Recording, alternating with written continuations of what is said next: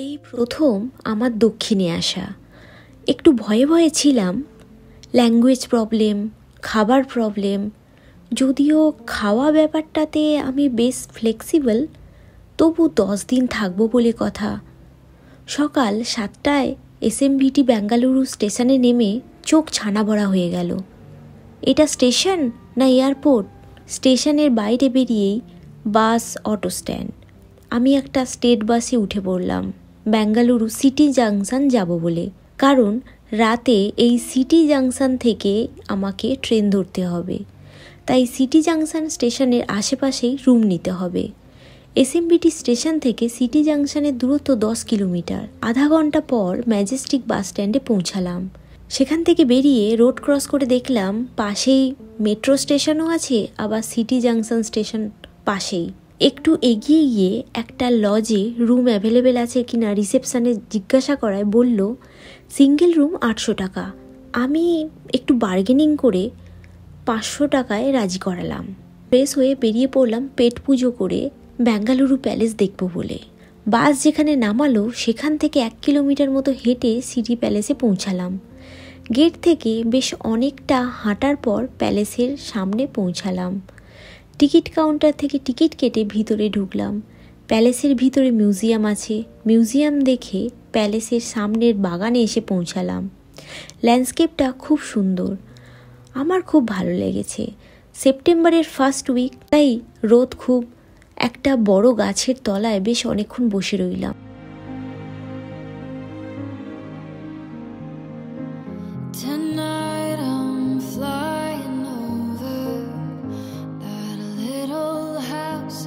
পর 1টা নাগাদ রুমে ফিরলাম।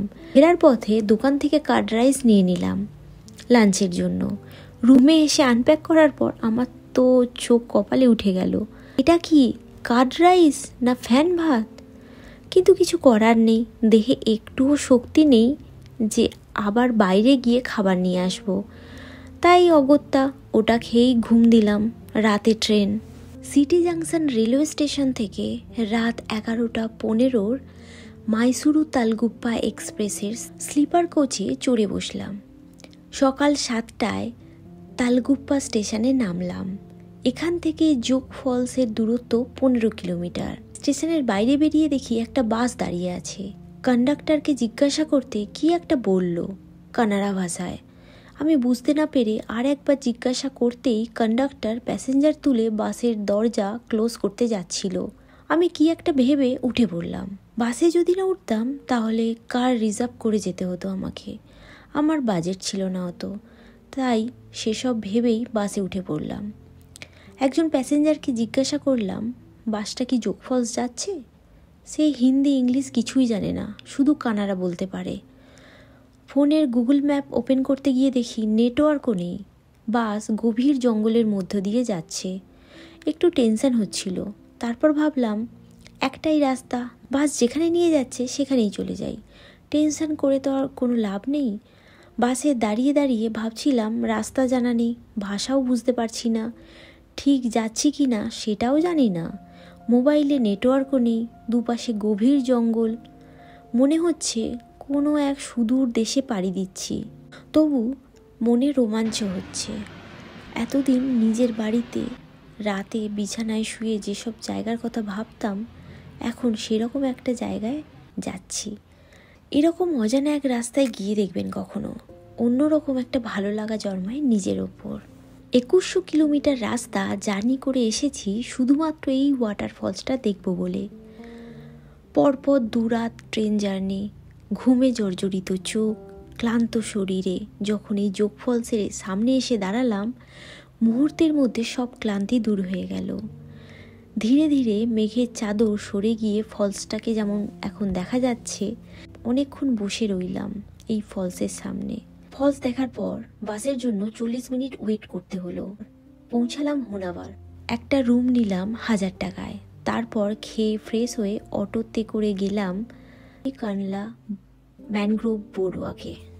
এই ম্যানগ্রোভ ফরেস্টটা খুব সুন্দর আর ইউনিকও বটে। এটা মাস্ট ভিজিট প্লেসের মধ্যে পড়ে। সাইক্লোন আর উপকূলীয় ভূমিক্ষয়ের প্রতিরোধে এই ম্যানগ্রোভ জঙ্গলের বিশাল বড় ভূমিকা আছে, আর সেই গুরুত্বই তুলে ধরেছে ভিজিটার্সদের কাছে এই জায়গাটা ঘুরতে প্রায় 1 ঘন্টা সময় লাগলো।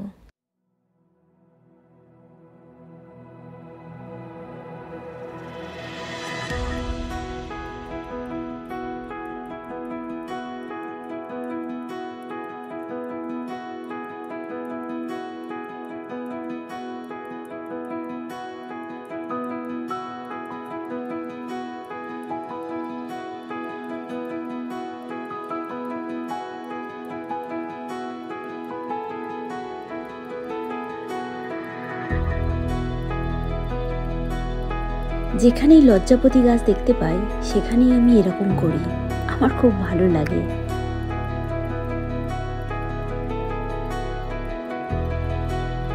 তারাবতী নদীর ওপর এই ম্যানগ্রোভ ফরেস্ট বলে এর আলাদা একটা বৈশিষ্ট্যও আছে।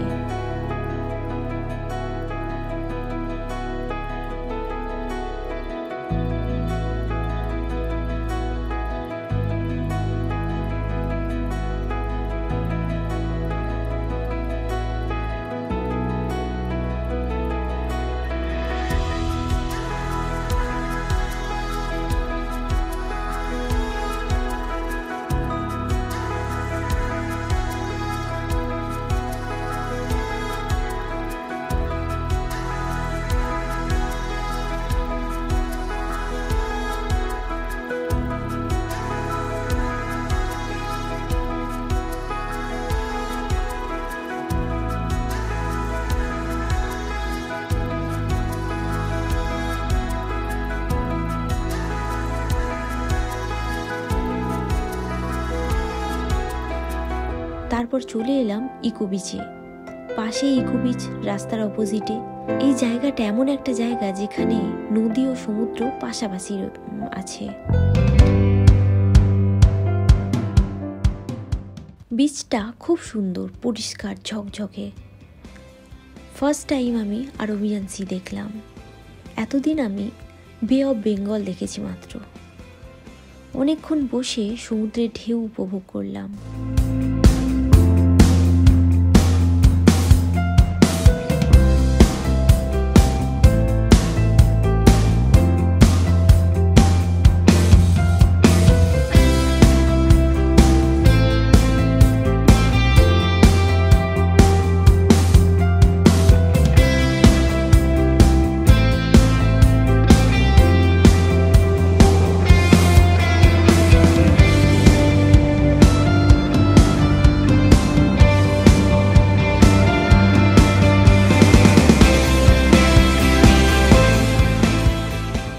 বাচ্চা কুকুর দুটো আপন মনে খেলা করছে। আমি দাঁড়িয়ে দাঁড়িয়ে দেখছিলাম, খুব ভালো লাগছিল।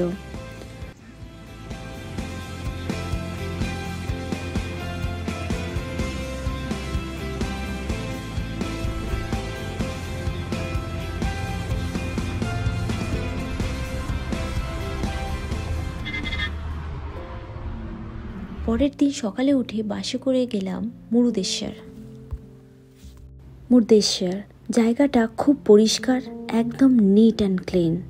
সামনের এই মন্দিরটায় আমি যাচ্ছি এখন।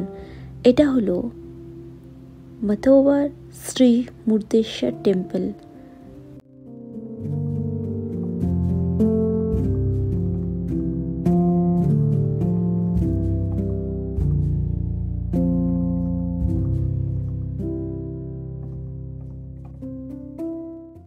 এটা হলো বার্ডস আই ভিউ। গোটা মুরুদেশ্বর সিটিটাকে দেখা যাচ্ছে। এরিয়াল ভিউতে আরবিয়ান সিটাকে দারুণ লাগছে। মনে হচ্ছে ঘন্টার পর ঘন্টা দাঁড়িয়ে দেখি। বিশাল বড় ভগবান শিবের মূর্তিটাকে দেখা যাচ্ছে।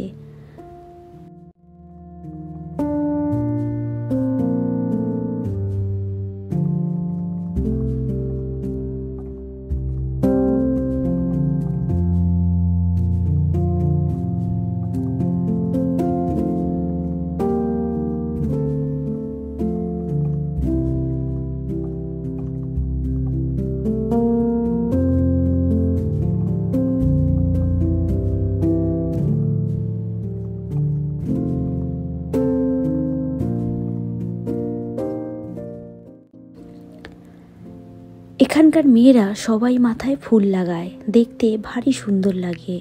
ভগবান শিবের এত বড় মূর্তির পাশে নিজেকে খুব ক্ষুদ্র মনে হচ্ছে। সবাইকে অসংখ্য ধন্যবাদ ভিডিওটা শেষ পর্যন্ত দেখার জন্য। পরের ভিডিওতে আমি গোকর্ণার ভিডিও নিয়ে আসব। Thank you. ইডলি অর্ডার করলাম, ইডলি খেলাম সমুদ্রের পাশে বসে একটা রেস্টুরেন্টে।